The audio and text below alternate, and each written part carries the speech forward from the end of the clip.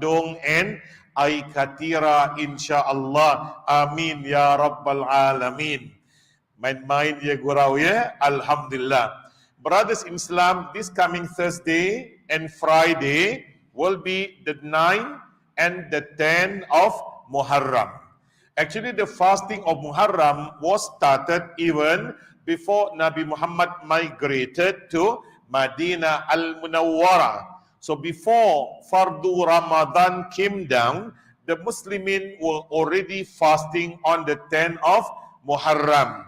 Then after that, they migrated to Madinah al-Munawwarah, and Nabi saw some Jewish people, they were having gathering, and that they were fasting. Nabi asked them, Ma hadha, what is this? They said, this is the day where Allah subhanahu wa ta'ala saved Nabi Musa and the Bani Israel from Fir'aun. And Nabi Musa fasted as a gesture of thanks, syukur to Allah. So Nabi Muhammad said, we have got more right. Nahnu ahaqqu bi Musa minkum. We have got more right over you with Musa. And then Nabi Muhammad commanded anybody in Madinah who can fast, they can fast. Those who cannot fast, they will not fast. Example, if they are very old, they are sick, women in haid and nifas, of course they cannot fast in the month of on the 10th of Muharram. So therefore, brothers in Islam, then one day somebody came to Nabi sallallahu alaihi wasallam that Innahu yawmun tu'azzimuhul Yahud wan Nasara. This day, 10 of Muharram, also glorified Yahud and the Nasara. Faqala Rasulullah sallallahu alaihi wasallam, and then Nabi Muhammad replied, Insha'Allah, فَإِذَا كَانَ الْعَامُ الْمُقْبِلِ. If next year, if I were to be alive, Insha'Allah, sumnal yawmut tasi'. We will fast on the 9th. So that was the azam of Nabi Muhammad sallallahu alaihi wasallam. If next year he were to be alive, he will fast on the 9th and on the 10th, which will be on Thursday and Friday. The 9th was created to differentiate our amal, different from the amal of the Yahud and the Nasara. So that's why we are encouraged to fast on 9 and 10. But not many people can fast that much, especially so with this kind of weather so hot. Many people become sick and so on and so forth. Ada tekanan haba, this pressure of heat also there. So therefore, Brother Islam, if you can fast, you fast. You cannot, doesn't matter. It's only sunnah.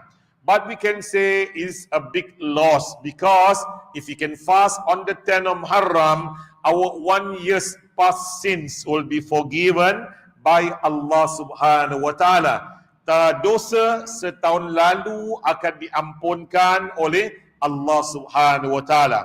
You can fast on the Thursday, Friday, good.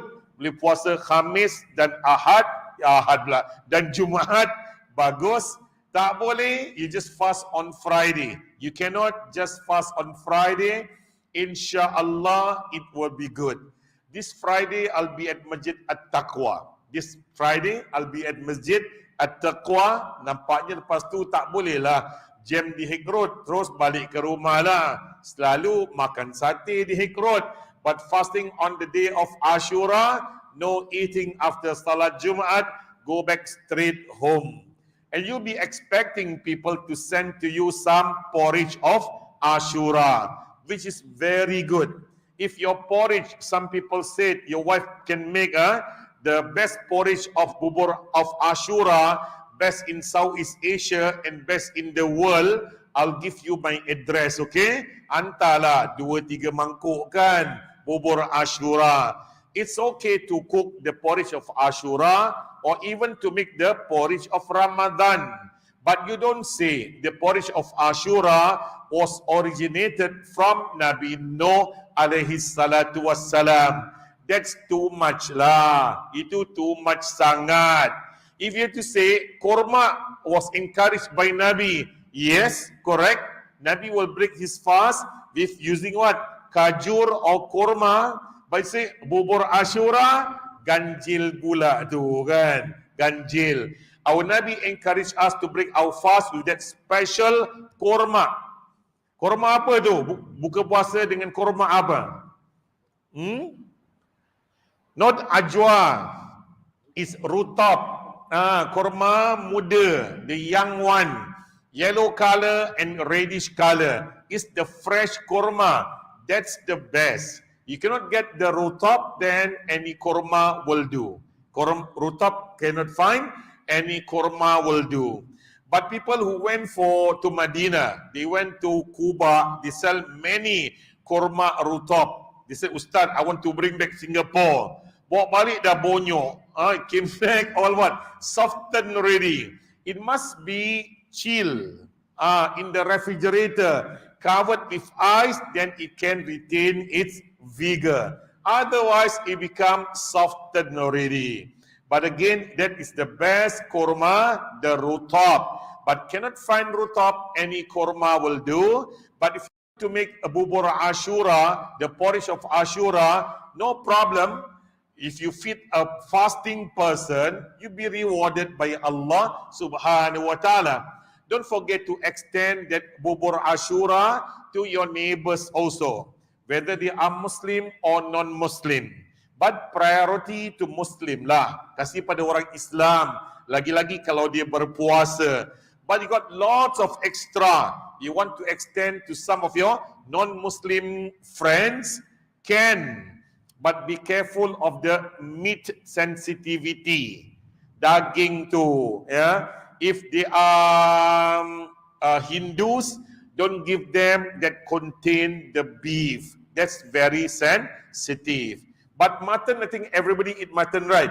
Chicken, everybody eat chicken. But lembu have to be very careful because we must ensure the religious sensitivity and respect is maintained, right? So if you want to give Bismillah, a friend of mine said, Ustaz, on Ashura day, my wife cooked the bubur Ashura. I got to deliver to 15 places, Ustaz. Yang buat bubur senang, yang nak kena hantar ni penat. 15 tempat all over the island. I said, that if you have made already such practice, then you cannot stop lah. They'll be expecting to receive your porridge of Ashura. Right, brothers Islam, we knew on the day of Ashura, the Ark of Nabi Noah landed on Mount Judi. Some people said Mount Ararat at the border of Russia and Turkey. And the other one that happened was Allah saved Nabi Musa and the Bani Israel from Fir'aun. And they saw with their very eyes, Allah buried Fir'aun and the soldiers in the Red Sea. But still again, Allah saved the body of Fir'aun. He's now in the museum in Egypt to be a reminder to all those that come after him. Inilah muka orang yang durhaka. The body of a defiant.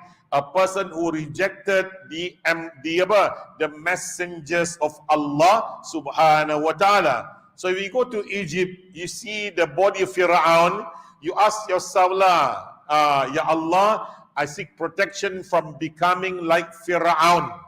Fir'aun, no, he was just a normal insan, but in the end he said he is God when he declared, Ana Rabbukumul A'la, I am your Lord the Most High.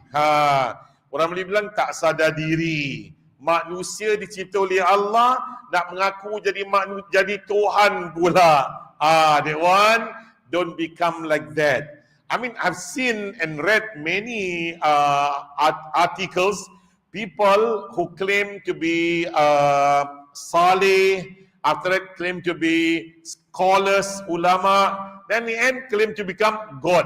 That one, you have to be very careful. Even Dajjal will claim that he was Nabi Isa alayhi salatu wassalam. And after that, he will also claim to be God because Allah allow him to perform some supernatural powers. I won't call mu'jizat. Mu'jizat only for Nabi and Rasul, but supernatural power. He can move the clouds. He can command the sky to bring rain. He can command the earth to bring out the food, the vegetable, etc., etc. He can even bring back the dead to life. Yang mati boleh hidup semula. And that's why a lot of people will be worshipping Dajjal. And our Nabi said, remember, Dajjal is one eye and your Lord is not one eye. Dajjal tu satu mata dan Tuhan kamu tidak, bukan yang satu mata.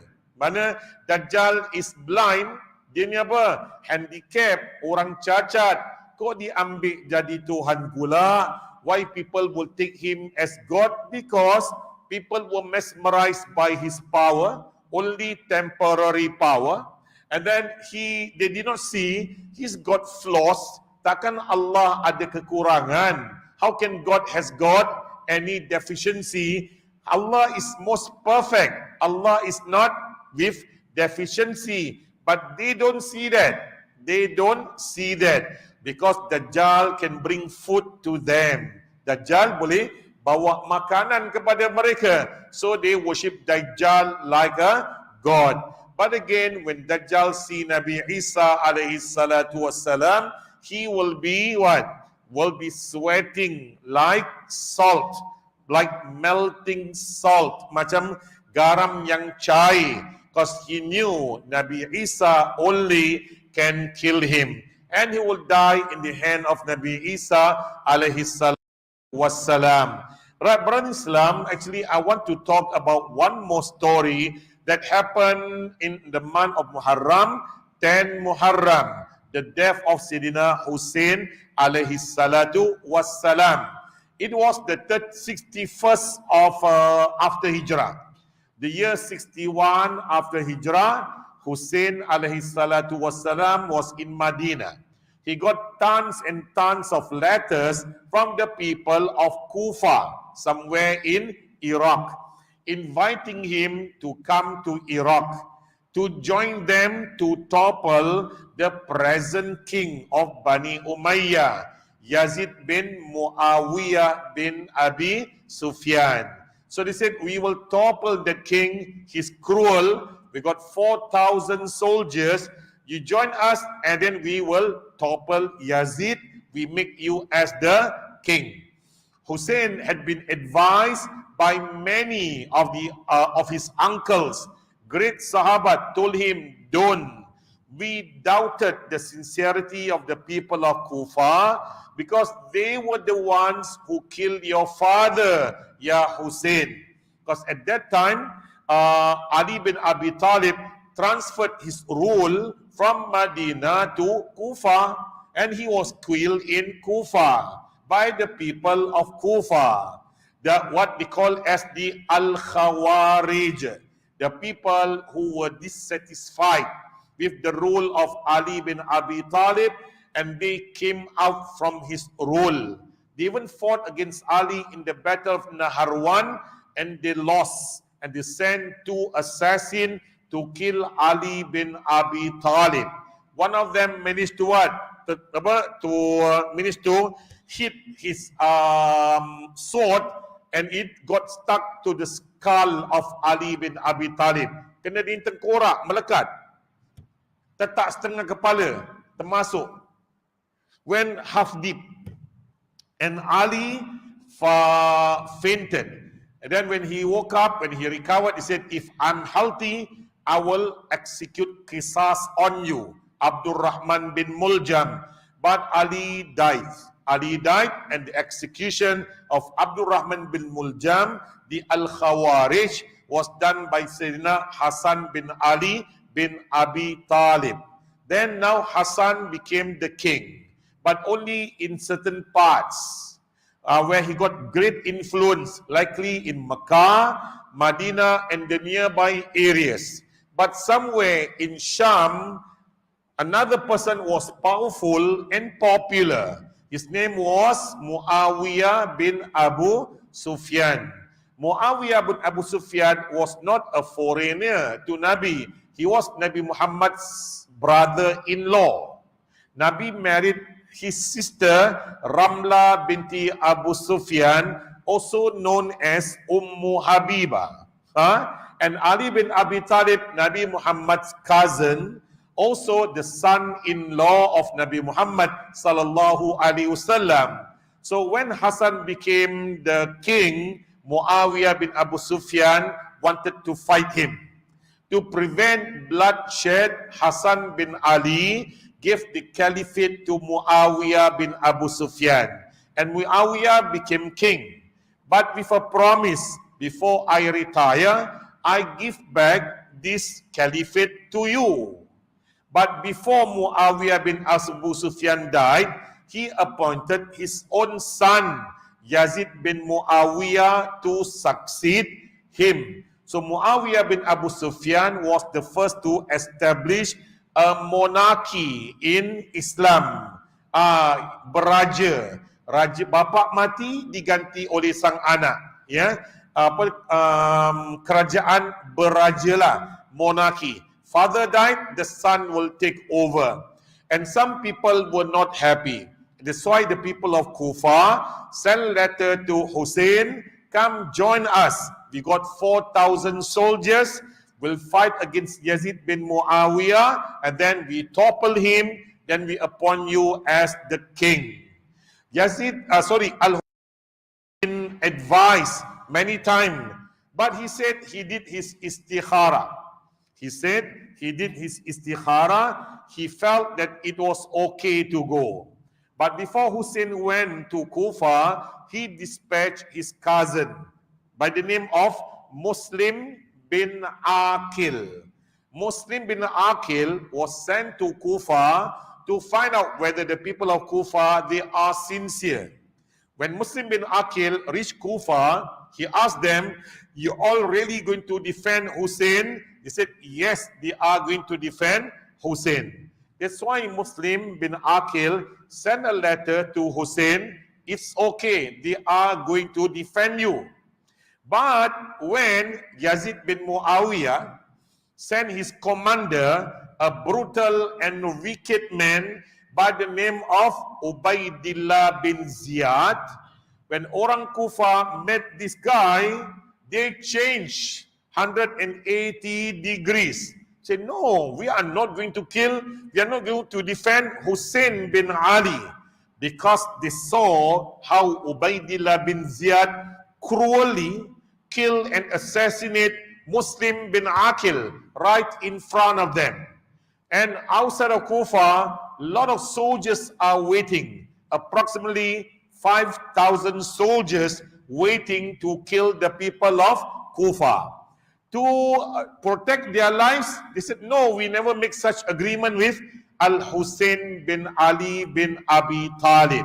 So now Hussein didn't know the story. The people of Kufa berpaling tada. They turned 180 degrees, and now he's on the way to Kufa. Now he's on the way to Kufa. MashaAllah.